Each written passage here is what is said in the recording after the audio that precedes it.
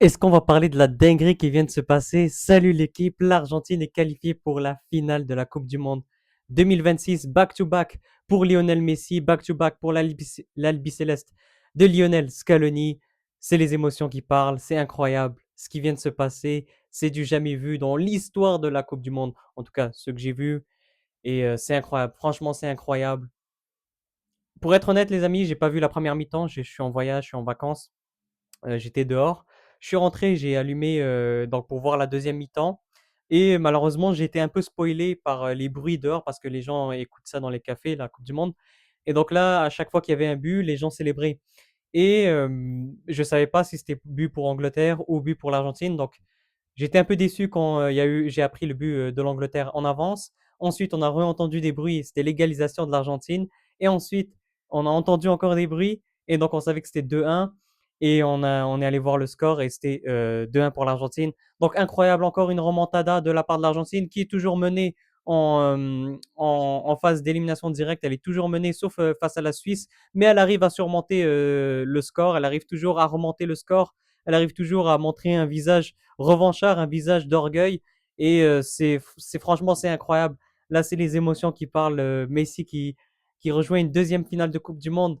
Messi qui fait une Coupe du Monde stratosphérique, qui est toujours décisif dans chaque match. S'il ne marque pas, au moins il fait des passes décisives, ou au moins il est pertinent dans le jeu. Aujourd'hui, il fait la passe décisive du deuxième but, je pense même du premier but. Si je ne me trompe pas, le but de Enzo Fernandez. Mais en tout cas, c'est surtout dans le deuxième but que la passe est somptueuse. Un centre du pied droit, son pied faible. Incroyable tête de Lautaro Martinez. Coaching gagnant de la part de Lionel Scaloni. Franchement, on a beaucoup critiqué Scaloni ces derniers temps, la presse, etc. Mais aujourd'hui, il a montré un coaching gagnant, un coaching.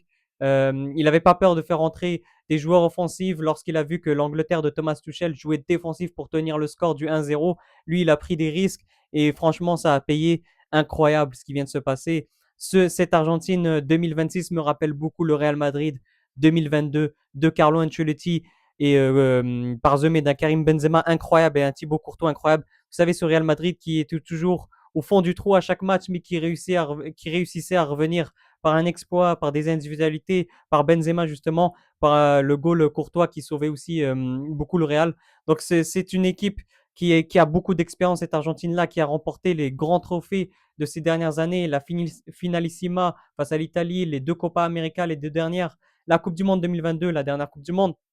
Donc c'est une équipe qui est habituée aux grands rendez-vous et c'est une équipe qui n'a plus peur de ce qui lui arrive, qui n'a plus peur de concéder des buts, qui n'a plus peur de jouer face à des grandes équipes. Et, euh, et lorsqu'elle se fait encaisser un but, tu as l'impression qu'ils sont toujours en vie, qu'ils ne stressent pas, qu'ils gèrent leurs doutes de manière sereine. Donc c'est un peu paradoxal de leur part. Tu as l'impression qu'ils sont orgueilleux, et qui mettent toujours de l'intensité et qui y croient à chaque fois. J'en perds mes mots, comment c'est incroyable ce que Messi vient de faire et ce que l'Argentine a fait. Incroyable back-to-back. Euh, Franchement, qui a fait un back-to-back récemment, c'était la France, gagnante de la Coupe du Monde 2018 et elle est allée en finale de 2022. C'est ce qui arrive avec l'Argentine, espérons qu'ils vont le remporter face à l'Espagne. J'avoue que j'ai beaucoup aimé ce que l'Espagne a proposé face à la France hier, mais je vais soutenir Messi à fond parce que c'est mon joueur préféré et on va être derrière lui et espérant qu'il ramène une deuxième Coupe du Monde pour lui, qui serait synonyme de Ballon d'Or, bien évidemment, parce que c'est le joueur le plus mémorable de cette Coupe du Monde, surtout s'il la gagne. Si jamais l'Espagne gagne la Coupe du Monde, et ben, ça serait selon moi soit Lamine Yamal, soit Rodri, dépendamment de la finale. Si Oriol Zabal fait une excellente finale, il met un triplé, etc., ben, il pourrait gagner le Ballon d'Or. Ça serait assez surprenant, mais on ne sait jamais parce que c'est vrai que c'est le joueur qui est le plus décisif, je trouve, dans cette équipe d'Espagne, avec Unai Simon et Merino. Mais Oyarzabal, c'est l'attaquant, c'est lui qui tire les pénaltys, c'est lui qui a marqué le plus de buts, me semble, avec l'Espagne. Et aussi, il a une Coupe du Roi face à l'Atlético de Madrid cette saison. Donc, c'est pas n'importe quel joueur. Certes, il joue au Real Sociedad, mais il a gagné des titres cette année. Un titre, en fait, la Coupe du Roi. Et il est en train de faire une excellente Coupe du Monde. Donc, pour moi, si l'Argentine gagne la Coupe du Monde, ça sera Lionel Messi sans aucune exception, le Ballon d'Or. Mbappé et Dembélé, c'est fini. Bellingham et Harry Kane, c'est terminé malheureusement pour eux. Et concernant l'Espagne, ça va un peu diviser les votes, mais selon moi, Si Lamine Yamal fait une grande finale, ça sera Lamine Yamal. S'il ne fait pas une grande finale et l'Espagne remporte la Coupe du Monde, pour moi, ça sera Rodri parce que c'est quand même le joueur, la pièce maîtresse la plus importante de cette Espagne. Et si jamais Zabal claque un triplé ou un doublé en finale de Coupe du Monde ou un quadriplé, eh ben, ça sera pour moi lui, ou au moins il sera dans le top 3, même si c'est plutôt surprenant. Mais en tout cas, Lionel Messi est bien parti pour aller chercher un nouveau ballon d'or. Il lui manque qu'un seul match. Il faudra tout donner face à cette équipe d'Espagne, mettre de l'intensité, cette intensité que la France n'a pas pu mettre. Eh ben, faudra la mettre pour pas que l'Espagne fasse leur petit jeu de passe et leur pressing intense. Donc, ça va être un match très, très, très difficile pour l'Argentine, mais ils ont les armes et surtout, ils ont le mental d'acier pour revenir n'importe quel score, changer la tendance d'un match euh, et compter sur des individualités telles que Messi, Enzo Fernandez, qui est aussi très bon dans cette Coupe du Monde, et Lautaro et Julian Alvarez, qui commencent à être de plus en plus décisifs. On l'a vu en quart de finale face à la Suisse, et maintenant en demi-finale, Lautaro claque une tête alors qu'il venait à peine de rentrer. Donc c'est vraiment une un grand exploit ce que l'Argentine a fait. C'est vraiment difficile, il ne faut pas sous-estimer euh, le parcours qu'ils ont fait. Certes, ils ont eu un parcours peut-être plus facile que l'Espagne, plus facile que la France, mais c'est pas facile de aller en finale alors que tu as déjà gagné. C'est pas facile, c'est pas facile.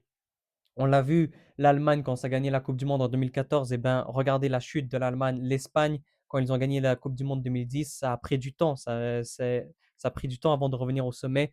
Justement, c'est dans cette Coupe du Monde où ils reviennent en finale. Donc, c'est pas facile. Renouveler les efforts, renouveler la motivation, l'envie de aller gagner une Coupe du Monde.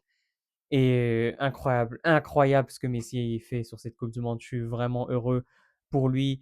Et tu vois que c'est mérité. Tu vois que il porte l'Argentine, il se donne à fond. Les gens pensent qu'il marche sur le terrain, mais c'est de l'intelligence marcher sur le terrain. C'est conserver son énergie pour bonifier après le jeu. Parce qu'il sait que lorsqu'il a la balle, eh ben, il faut, il faut mieux qu'il soit à l'aise, pas fatigué, et puis il peut faire ce qu'il veut lorsqu'il a la balle. Et il a des coéquipiers qui se battent pour lui, donc c'est parfait, c'est une symbiose, leur équipe, incroyable, ça va être une excellente finale. D'ailleurs, j'y repense, c'était la finalissima qu'on devait avoir au Qatar et qui a été annulée. La finalissima, vous savez, ce gagnant de la Copa América versus le gagnant de l'Euro, justement, c'est ce que l'Argentine avait gagné lorsque l'Italie a gagné l'Euro et l'Argentine la Copa América. Bon, elle était annulée. Elle était censée se jouer avant cette Coupe du Monde au Qatar, mais ça a été annulé. Donc, on la retrouve dans cette finale de Coupe du Monde. C'est un 2 pour 1. Incroyable. Hâte de voir le duel Lamine Yamal, Lionel Messi, le nouveau face à l'ancien. Et c'est quand même fou de se dire que Messi est en train de performer et de régner dans différentes générations. Il a régné dans l'ancienne génération, dans l'actuelle génération, la nouvelle. Il a eu des rivaux, Ronaldo, Mbappé et maintenant Lamine Yamal. Il a tous les rivaux. C'est un peu comme Djokovic au tennis avec Rafael Nadal, euh, Federer, Sinner, etc. Donc, incroyable. Quel athlète Lionel Messi. Quelle équipe l'Argentine de Lionel Scaloni. Je suis fier pour eux et c'est mérité. Oubliez les polémiques. Franchement, ce qu'ils ont montré sur le terrain, c'est mérité. C'est de la hargne, c'est de l'envie. C'est ce Real Madrid de 2022. C'est chiant pour les autres équipes. Mais qu'est-ce que tu veux? L'Angleterre, à Parc le bus, quand ils menaient 1-0, ils n'ont pas décidé d'aller en chercher un deuxième, ils ont décidé de défendre. Et ça paye parce que l'Argentine avait la balle quasiment tout le temps. Et quand tu laisses la balle à des génies comme Lionel Messi, quand tu laisses la balle à Enzo Fernandez qui a une excellente qualité de frappe, eh ben, faut pas s'étonner qu'il y ait un but. Moi, je le sentais venir ce but-là parce que Pickford commençait à faire des arrêts, des arrêts, des arrêts, mais tu sais que plus tu tires, plus tu fais des tirs cadrés, et ben plus tu as de chances de marquer, bien évidemment, et plus tu instaures une certaine peur, un certain doute dans la défense, parce que tu commences à concéder beaucoup d'occasions. En tout cas, je ne vais pas parler plus que ça, parce qu'honnêtement, je n'ai pas vu le match de la meilleure des manières. Comme je vous ai dit, je suis en vacances. J'ai vu quelques passages par-ci par-là, parce que ça buguait un peu aussi le match.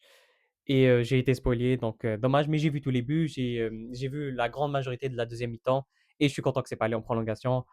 Et voilà, voilà, parce que peut-être que si c'était allé en prolongation, Lionel Scaloni avait fait des changements un peu risqué, donc peut-être ça aurait libéré de l'espace après et l'Angleterre aurait changé sa physionomie de match, changé sa mentalité et son jeu en prolongation. Et que dire si ça aurait été allé au penalty, on ne sait jamais. Parce que c'est vrai que l'Argentine n'a pas été pratiquée à cet exercice, quoique l'Angleterre aussi, mais on ne sait jamais, c'est toujours du 50-50 les penalties. Donc, heureux de la qualification de l'Argentine, heureux de la qualification de Lionel Messi et hâte pour la finale, finalissima 2026. Et espérons que Lionel Messi gagne et qu'il gagne son 8e, 9e ballon d'or, pardon. Peut-être un super ballon d'or. Ça serait beau si Lionel Messi finit par gagner 10 ballons d'or au total. 10, son numéro, ça serait symbolique, ironique. Tout ce que vous voulez. Prenez soin de vous et on se redit à la prochaine. Bye!